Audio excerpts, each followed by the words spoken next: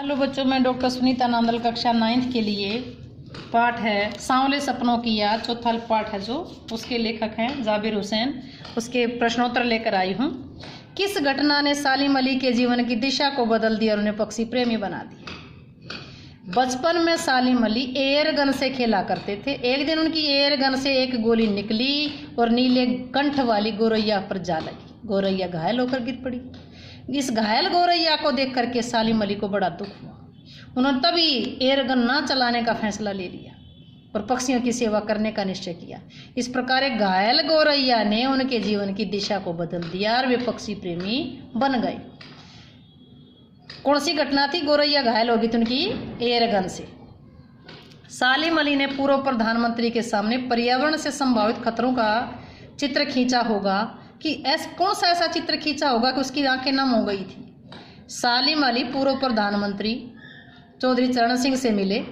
उन्हें बताया होगा कि यदि हम साइलेंट वैली को रेगिस्तानी हवा के झोंकों से नहीं बचाएंगे तो सारा वातावरण पर्यावरण दूषित हो जाएगा, रेती रेत हो जाएगा, पेड़ पौधे सूख जाएंगे, बारिश नहीं होगी, हरियाली खत्म हो जाएगी, पक्षी हरियाली जहाँ हरियाली नहीं होगी वहाँ पक्षी नहीं रहेंगे, पक्षियों का चहचहाना सुनाई नहीं देगा, पक्षी किसी दूसरे स्थान पर चले जाएंगे, पशुओं की हानि होगी, जो सुंदर जो वैली है वो उजड़ जाएगी।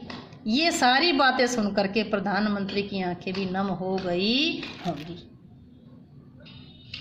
लॉरेंस की पत्नी फ्रीडा ने ऐसा क्यों कहा होगा कि मेरी छत पर बैठने वाली गोरैया लॉरेंस के बारे में ढेर सारी बातें जानती है, बहुत सारी बातें जानती है। उन्होंने ऐसा इसलिए कहा होगा क्योंकि लॉरेंस को प्रकृति से ज्यादा लगाव था। वे एक अच्छे बर्ड वॉचर थे, पक्षियों की परख थी, पक्षियों के कलरव से प्रेरणा प्राप्त करके कविताएं लिखते थे। उन्होंने प्रकृति संबंधी कविताएं लिखी जो बहुत प्रसिद्ध हुई। वे अपनी छत पर बैठी गोरैया को अक्सर देखा करते थे। इसी कारण उनकी पत्नी ने ये कहा होगा कि मेरी छत पर बैठी गोरैया लॉरेंस के बारे में ज्यादा बातें बता सकती है। वो लॉरेंस की तरह नैसर्गिक जिंदगी का प्रतिरूप बन गए थे। लेखक को लगता, इसका आशय स्पष्ट कीजिए, लेखक को लगता है कि जिस प्रकार सुप्रसिद्ध उपन्यासकार एवं और कवि D.H. लॉरेंस प्रकृति से गहरा लगाव रखते थे, मानते थे कि मानव जाति एक उखड़े हुए पेड़ के समान है जिसकी जड़ें हवा में फैली हुई हैं, इसलिए हमारा प्रकृति की ओर लौटना जरूरी है। उसकी जड़ें हवा में फैली हुई जड़ों पर मिट्टी लगानी जरूरी है। उसी प्रकार सालिम अली भी प्रकृति से बहुत लगाव रखते थे। वे प्रकृति की दुनिया में अथाह सागर बनकर उभरे थे, इसलिए वे प्राकृतिक जीवन के प्रतिनिधि बनने गए थे। अगला देखिए, कोई अपने जिस्म की हरारत और दिल की धड़कन देकर भी उसे लौटाना चाहे तो वह पक्षी अपने सपनों के गीत दोबारा कैसे गा सकेगा? एक पक्षी मर चुका है तो वो अपने जिस्म की हरारत और दिल की धड़कन देकर भी अगर उसको कोई जीवित करना चाहे तो नहीं जीवित कर सके। कैसे? लेखक का कहना है कि जब किसी की मृत्यु हो जाती है, उस मरे हुए व्यक्ति को यदि कोई अन्य व्यक्ति अपने शरीर की गर्मी दे, सांस दे, अपने दिल की धड़कन दे और जीवित करना चाहे तो ऐसा नहीं हो सकता। कोई भी व्यक्ति अपनी सांसें देकर किसी मरे व्यक्ति को जिंदा नहीं कर सकता। जो पक्षी मर जाता है उसे भी जीवित नहीं किया जा सकता, वह फिर से कलरव नहीं कर सकता, फिर उसे संगीत नहीं गा सकता। सालिम अली प्रकृति की दुनिया में टापू बनने की बजाय कथा सागर बनकर उभरे थे। आशय स्पष्ट कीजिए। लेखक का मानना है कि सालिम अली को प्रकृति से बहुत प्रेम था। उन्होंने प्रकृति की बहुत सूक्ष्मता से प्रकृति का निरीक्षण किया था, प्रकृति को देखा था। वह दूरबीन से प्रकृति के प्रत्येक हृदय का आनंद लेते थे। एकांत क्षणों में प्रकृति को दूरबीन लगा करके अपनी आंखों से निहारते रहते थे। इसी प्रकृति प्रेम ने उन्हें पक्षी प्रेमी बना दिया। जैसे सागर बहुत गहरा होता है, उसी प्रकार सालिम अली का प्रकृति के प्रति बहुत गहरा प्रेम था, इसलिए वह था सागर थी। इस पाठ के आधार पर लेखक की भाषा शैली की विशेषताएं बताइए। लेखक की भाषा शैली की विशेषताएं बताइए। भाषा सरल भाषा है, यानी कि आम बोलचाल की भाषा का प्रयोग किया गया है। जैसे आज सालिम अली नहीं है, चौधरी साहब भी नहीं है, कौन बचा है जो अब सौंधी माटी पर उगी फसलों के बीच में एक नए भारत की नींव रखने का संकल्प लेगा? दोनों में से कोई नहीं बचा, तो इसमें सरल भाषा का प्रयोग किया गया। शब्द प्रयोग, लेखक ने तत्सम, तद्भव, देसी विदेशी शब्दों का खुलकर प्रयोग किया गया है। अग्रसर, अंतहीन, पलायन, नैसर्गिक, परिंदे, हुजूम, वादी, सफर, ये जो नीचे इसमें नुक्ता आया ये उर्दू के शब्द है। तला, साइलेंट वैली अंग्रेजी के आए हैं।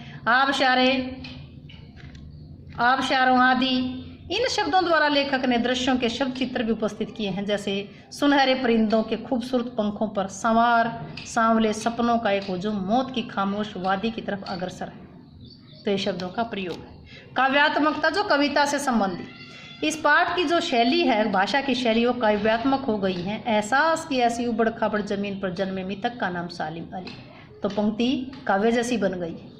रोचकता, इसमें भाषा शैली रोचक है। वृंदावन में श्री कृष्ण की लीलाओं का प्रसंग भाषा शैली में रोचकता का उदाहरण, जैसे पता नहीं इतिहास में कब कृष्ण ने वृंदावन में रासलीला रची थी और शौक चंचल गोपियों को अपनी शरारतों का निशाना बनाया था, कब माखन भरे भांडे फोड़े थे। इस प्रकार की जो भाषा है वो शैली सरल है, सहज है, चित्रात्मक और रोचक है। नेक्स्ट देखिए, इस पाठ में लेखक सालिम अली के व्यक्तित्व का जो चित्र प्रस्तुत किया है वो बताइए, सालिम अली कैसे थे।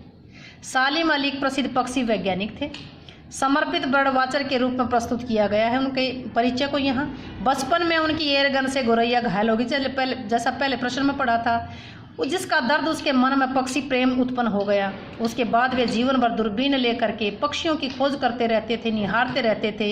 एक गौरैया का गिरना शीर्षक पुस्तक में पक्षियों से संबंधित अपने अनुभवों को लिखा। वे प्रकृति प्रेमी थे, प्रकृति का सूक्ष्म निरीक्षण करने में आनंद आता था, पर्यावरण को सुरक्षित करने की चिंता थी। इसीलिए चौधरी चरण सिंह से, जो वहाँ उस समय के प्रधानमंत्री थे, उन्होंने केरल की साइलेंट वैली के बारे में साइलेंट वैली को रेगिस्तानी हवा के झोंकों से बचाने के लिए अनुरोध किया था। वे लगातार लंबी लंबी यात्राएं कर पक्षियों पर खोज करते थे। उनकी आंखों पर हमेशा दूरबीन चढ़ी रहती थी। उनकी मृत्यु के बाद ही उस दूरबीन को उतारा गया था।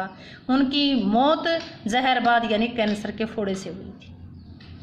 लास्ट क्वेश्चन देखिए, सांवले सपनों की याद शीर्षक की सार्थकता। क्या ये शीर्षक, इसका जो हेडिंग है वो सही है या नहीं है। ये जो पाठ है सांवले सपनों की याद, इसमें लेखक ने सुप्रसिद्ध पक्षी वैज्ञानिक सालिम अली की मृत्यु पर अपने विचार व्यक्त किए। लेखक को लगता है कि सालिम अली की यायावरी से परिचित, यायावरी घुमक्कड़ प्रवृत्ति से परिचित लोग भी ये सोच रहे थे कि आज भी पक्षियों के सुराग में निकले हैं, अभी गले में दूरबीन लटकाए अपने खोजपूर्ण नतीजों के साथ लौट आएंगे। लेखक की आंखें भी नम हैं। सोचता है सालिम अली, तुम लौटोगे ना। लेखक का यह सौपन तब भंग होता है जब देखता है कि सालिम अली उस हुजूम में सबसे आगे हैं, जो मौत की खामोश वादी की और अग्रसर हो रहा है, जहाँ जाकर प्रकृति में विलीन हो जाएगा। सालिम अली को ले जाने वाले अपने जिस्म की हरारत और दिल की धड़कन देखकर कभी नहीं लौटा सकते। अब तो बस उनकी यादें बाकी हैं। इस प्रकार इस पाठ का शीर्षक सांवले सपनों की याद। सांवले का मतलब धुंधले हो गए, काले हो गए, वो सपनों की केवल याद। ये पाठ का शीर्षक बिल्कुल सही है। प्रश्न उत्तर आपको समझ आए होंगे। वीडियो कैसी लगी? अच्छी लगी तो लाइक कीजिए, शेयर कीजिए, चैनल को सब्सक्राइब अवश्य कीजिए।